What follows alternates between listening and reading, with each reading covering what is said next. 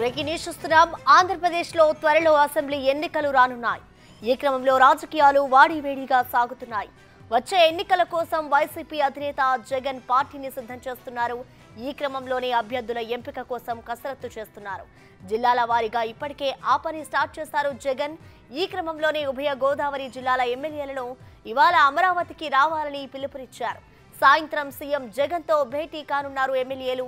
రేపు మరికొందరిని పిలిచి మార్పుపై నిర్ణయం చెప్పనున్నారు. జగ్గంపేట ఎమ్మెల్యే జ్యోతుల నెహ్రూ చంటిబాబుకు సాయంత్రం భేటీకి ఆహ్వానించారు. అలాగే ప్రత్తిపాడు ఎమ్మెల్యే పార్వత ప్రసాద్ కూడా జగన్ను కలవనున్నారు. ఇక పిఠాపురం ఎమ్మెల్యే పెన్నెం దొరబాబును మార్చే అవకాశం కూడా కనిపిస్తోంది. పోలవరం, పి గన్నవరం, చింతలపూడి ఎమ్మెల్యేలకు షాక్ ఇచ్చే అవకాశాలున్నట్లుగా తెలుస్తోంది.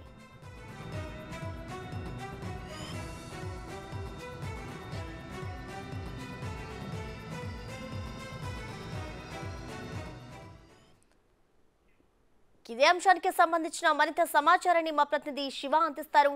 శివ, చెప్పండి. ఏపీలో అయితే అసెంబ్లీ సమావేశాలు రానున్నాయి. ఈ నేపథ్యంలో ఇటు జగన్ అయితే ఆ పార్టీని మరొకసారి అధికారంలోకి తీసుకురావడానికి మార్పులు చేర్పులు చేస్తున్నారు. ఇవాళ అయితే మీటింగ్ కూడా జరగబోతుంది ఎమ్మెల్యేలతో. సో ఓవరాల్ గా అప్డేట్స్ ఏ విధంగా ఉన్నాయి శివ? జగన్ ఎలాంటి మార్పులు చేయబోతున్నారు? ప్రసన్న, మొత్తం మీద చూసుకుంటే కనుక ఏపీ సీఎం జగన్మోహన్ రెడ్డి మరొకసారి ముఖ్యమంత్రిగా అధికారంలోకి రావడానికి దాదాపుగా ఆయన పూర్తి స్థాయిలో కార్యాచరణ రూపొందించుకుంటున్నాడు. ఈ రోజుకు సంబంధించి కూడా ఉభయ గోదావరి జిల్లాలకు సంబంధించి రామచంద్రాపురం, పిఠాపురం, పత్తిపాడు నియోజకవర్గాలు, అలాగే ఏలూరు జిల్లాకు సంబంధించి కూడా రామచంద్రాపురం, అలాగే ఇటు వచ్చినట్లయితే కనుక పోలవరం, పి గన్నవరం నియోజకవర్గాలకు సంబంధించి కూడా మార్పులు చేర్పులు జరిగే అవకాశం కనిపిస్తున్నాయి. ఇక కృష్ణా జిల్లాకు సంబంధించి చూసుకుంటే కనుక అవనిగడ్డ, తిరువూరు, పెడన నియోజకవర్గాలకు సంబంధించి మార్పులు చేర్పులు జరిగే అవకాశం కనిపిస్తోంది. ఇప్పటికే ఉభయ గోదావరి జిల్లాలకు సంబంధించిన వైఎస్ఆర్సీపీ నేతలు, ఎమ్మెల్యేలు కూడా ముఖ్యమంత్రి కార్యాలయానికి చేరుకున్నారు. మరికొద్ది సేపట్లోనే వీరితో ముఖ్యమంత్రి భేటీ అయ్యే అవకాశాలు కనిపిస్తున్నాయి. ప్రధానంగా ఈ భేటీకి సంబంధించి మార్పులు చేర్పులు జరిగే అవకాశం కనిపిస్తున్నాయి. ఏదైతే రాజమండ్రి ఎంపీ భరత్ ఉన్నాడో అతని రాజమండ్రి నుంచి పోటీ చేయించే అవకాశాలు కనిపిస్తున్నాయి. అలాగే రామచంద్రాపురానికి సంబంధించి ఒక మహిళకి ఇవ్వాలని చెప్పి ప్రపోజల్స్ అందుతున్నాయి. దానికి సంబంధించి కూడా కార్యాచరణ రూపొందిస్తున్నారు. అలాగే ప్రస్తుత శాసనసభ్యుడు మంత్రికి సంబంధించి కూడా రాజమండ్రి రూరల్ నుంచి మంత్రిని చెన్నుబోయిన వేణుగోపాలకృష్ణ పోటీ చేయాలని చెప్పి కూడా జగన్ చూస్తున్న బలిసి కనిపిస్తూ ఉంది. అలాగే పిఠాపురానికి సంబంధించి దొరబాబుని మార్చి ఆలోచన చేస్తున్నారు. ఇక్కడ సంబంధించి ఎంపీ గీతని తీసుకొచ్చే ప్రయత్నాలు అయితే జరుగుతున్నాయి. ఇక మరొక వైపు సంబంధించి తిరువూరు నియోజకవర్గానికి సంబంధించి కూడా మరొక అతన్ని కూడా అక్కడి నుంచి మార్చే ప్రపోజల్స్ తాగుతున్నాయి. అలాగే పెడన్న సంబంధించి మంత్రి జోగి రమేష్ని అక్కడి నుంచి మైలవరానికి కానీ లేకపోతే విజయవాడ పార్లమెంటు సభ్యుడిగా పంపించే అవకాశాలు కనిపిస్తున్నాయి. అవనిగడ్డ సంబంధించి సింహాద్రి రమేష్ ఉన్నారు. అతనికి కూడా స్థానచలనం కలిగే అవకాశం ఉంది. అతనికి మచిలీపట్నం కానీ లేకపోతే మరొక నియోజకవర్గం కానీ కేటాయించే అవకాశాలు కనిపిస్తున్నాయి. ఇక్కడ అవనిగడ్డకి సంబంధించి కూడా మంత్రి అంబటి రాంబాబుకి ఇవ్వాలని చెప్పి కూడా ఒక ఆలోచన చేస్తున్నారు. ఒకవైపు మంత్రి రాంబాబుకి పల్నాడు జిల్లాకు సంబంధించి చిలకలూరుపేట కానీ లేదా కృష్ణా జిల్లాకు సంబంధించిన అవనిగడ్డను కానీ ఈ రెండు నియోజకవర్గాల్లో ఒక నియోజకవర్గం రాంబాబుకి ఇచ్చే ప్రపోజల్స్ కూడా సిద్ధమవుతున్న పరిస్థితి కనిపిస్తూ ఉంది.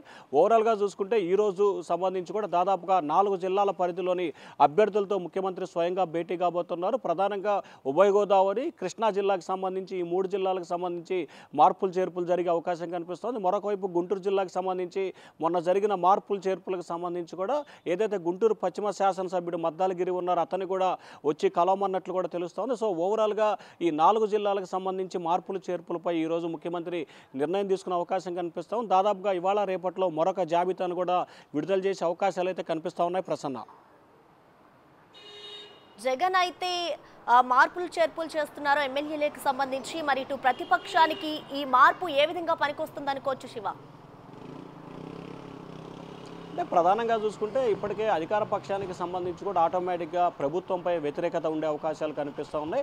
సో ఈ నేపథ్యంలోనే స్థానికంగా ఉన్న శాసనసభ్యుడిపై కొంత ఎక్కువ వ్యతిరేకత ఉంటుంది కాబట్టి అతన్ని మరొక నియోజకవర్గానికి బదిలీ చేస్తే కొంత వ్యతిరేకత తగ్గే అవకాశాలు ఉన్నాయని చెప్పి కూడా ముఖ్యమంత్రి ఆలోచన చేస్తూ ఉన్నారు. ఇక ప్రతిపక్షాలకు సంబంధించి కూడా ఇప్పటికే ఆయా నియోజకవర్గాలకు సంబంధించి కూడా అభ్యర్థులని దాదాపుగా ఖరారు చేసుకున్న పరిస్థితి కనిపిస్తూ ఉంది. ఇక టీడీపీ జనసేన పొత్తుకు సంబంధించి కూడా ఒక 20 నుంచి 26 నియోజకవర్గాల్లో జనసేనకి సీట్లు కేటాయించే అవకాశాలు కనిపిస్తూ ఉన్నాయి.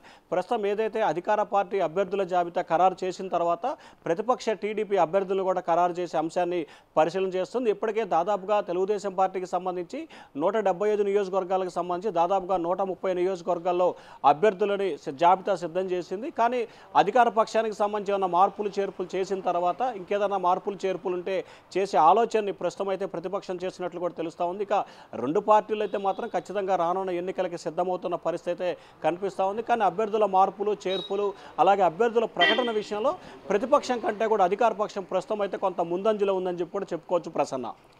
శివ, ఇటు చూసుకుంటే మనము ఆ నియోజకవర్గాల్లో ఉన్న ఎమ్మెల్యేలను అయితే జగన్ మారుస్తున్న పరిస్థితి నెలకొంది.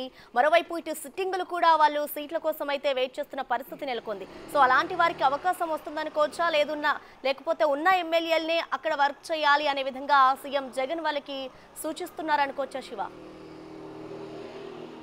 అంటే ప్రధానంగా చూసుకుంటే ఏదైతే ఇక్కడ ముఖ్యమంత్రి జగన్మోహన్ రెడ్డి తీసుకుంటున్న నిర్ణయం చాలా చిత్ర విచిత్రంగా కూడా కనిపిస్తూ ఉన్నాయి.